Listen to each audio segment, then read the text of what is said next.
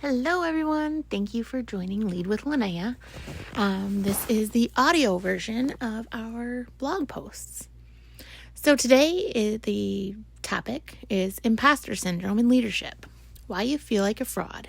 And this is part 1 of a 2-part series. Picture this: 3 weeks into your first significant leadership role. You're sitting in your office at 8 p.m., staring at a daunting to-do list. You can't quite make sense of it all. Then you start to wonder when someone will figure out that you have no idea what you're doing. The voice in your head is relentless. They made a mistake promoting you.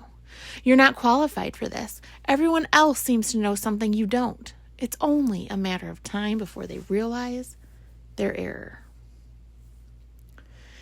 If this internal dialogue sounds familiar, you're experiencing imposter syndrome, the persistent feeling that you're not as competent as others perceive you to be, and that you'll eventually be exposed as a fraud.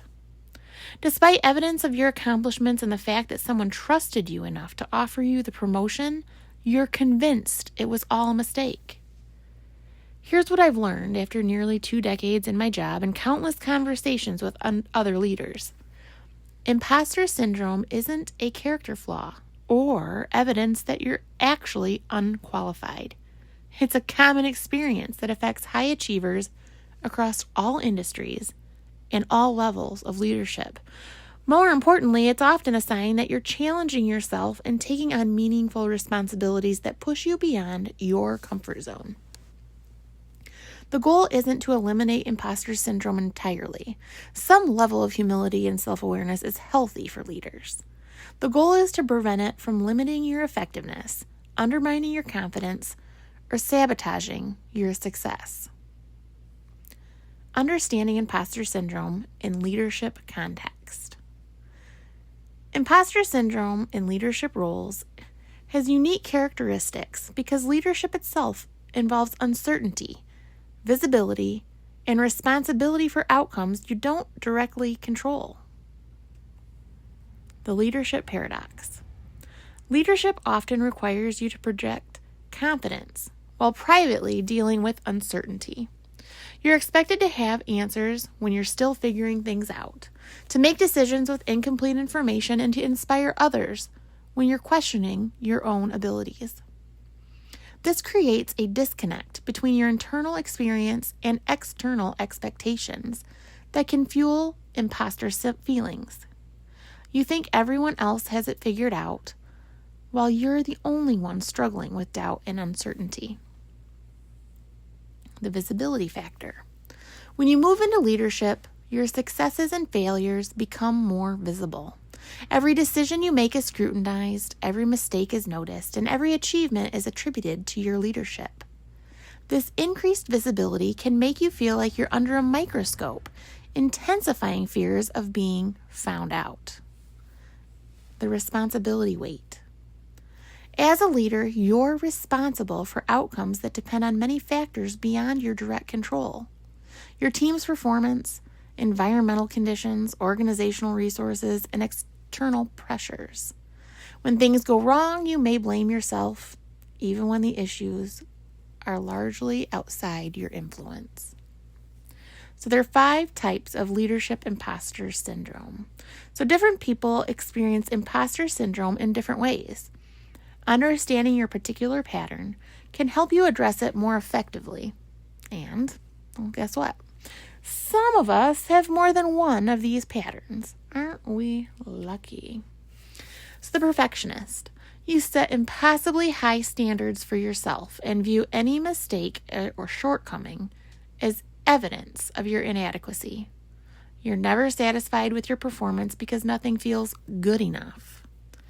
That leadership manifestation, you overwork trying to perfect every decision, delay important choices while gathering unnecessary information, and view normal setbacks as personal failures. Then we have the expert. You feel like you need to know everything before you can be effective. You fear being exposed as unknowledgeable and hesitate to take on challenges where you don't already have expertise. How this manifests in your leadership? You avoid making decisions in areas where you lack technical expertise. Struggle to delegate because you think you should be able to do everything yourself. And feel inadequate when team members know more than you do about specific topics. The natural genius. You believe that competent people should be able to master things quickly and easily. When leadership challenges require effort, learning, and persistence, you interpret this as evidence that you're not naturally suited for the role. How this manifests in your leadership? You become discouraged when leadership skills don't come easily. You avoid challenges that might reveal you need to learn and grow, and feel like a failure when you need help or coaching. Then we have the soloist. You believe that asking for help reveals weakness or incompetence. You think you should be able to handle leadership responsibilities independently. This manifests in your leadership as you resist seeking mentorship or guidance, struggling to build support networks, and view collaboration as evidence that you can't handle the job alone. And finally, the superwoman or superman. You feel like you need to excel in all areas of life simultaneously: work, family, community involvement, and view any struggle in one area as evidence of overall inadequacy. This manifests in your leadership as you attempt to be perfect in your leadership role while maintaining excellence in all other life areas, leading to burnout and self-criticism when something inevitably suffers. Why imposter syndrome is common for new leaders. Understanding why imposter syndrome is particularly common in leadership transitions can help normalize the experience and reduce its emotional impact. The learning curve reality. Every leadership role involves a significant learning curve. You're developing new skills, understanding new systems, and navigating new relationships. The gap between what you need to know and what you currently know can feel very overwhelming. When I transitioned from accounting to broader leadership responsibilities, I felt competent in financial matters, but completely out of my depth in human resources, strategic planning, and public relations.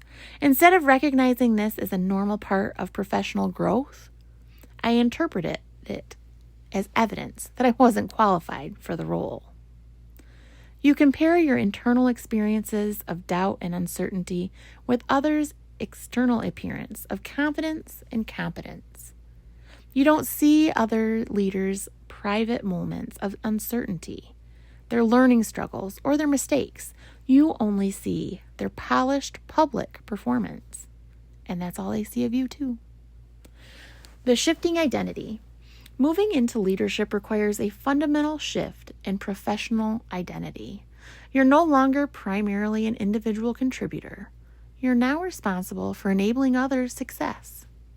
This identity shift can feel uncomfortable and artificial until you grow into it. The increased stakes. Leadership decisions affect more people and have larger consequences than individual contributor work. This increased responsibility can make normal mistakes feel catastrophic, and reasonable uncertainties feel like fundamental inadequacies. The cost of unchecked imposter syndrome. While some self-doubt can be motivating, excessive imposter syndrome can significantly limit your leadership effectiveness. Decision-making paralysis. Fear of making mistakes can lead to overthinking decisions, gathering excessive amounts of information, or avoiding difficult choices entirely.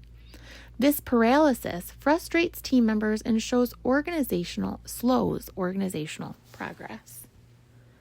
Micromanagement tendencies. When you don't trust your own judgment, you may compensate by trying to control every detail of your team's work. This micromanagement undermines team development and creates bottlenecks. Missed opportunities. Imposter syndrome can cause you to turn down stretch assignments, avoid high visibility projects, or decline additional responsibilities that could advance your career and benefit your organization. Exhaustion and burnout. Constantly trying to prove yourself worthy of your position is emotionally and physically exhausting. The energy you spend managing imposter feelings is energy you can't invest in actual leadership activities. Reduced innovation. Fear of failure can make you overly conservative in your approach, avoiding the calculated risks that drive innovation and improvement. You're not alone in this. If you're reading this and thinking, this describes exactly how I feel, know that you're in good company. Every leader I've spoken with has experienced these feelings at some point in their career. The uncertainty, the self-doubt, the fear of being found out, these are normal parts of the leadership journey, not evidence of your inadequacy. The key difference between leaders who thrive and those who struggle isn't the absence of imposter syndrome. It's learning how to work with it rather than against it.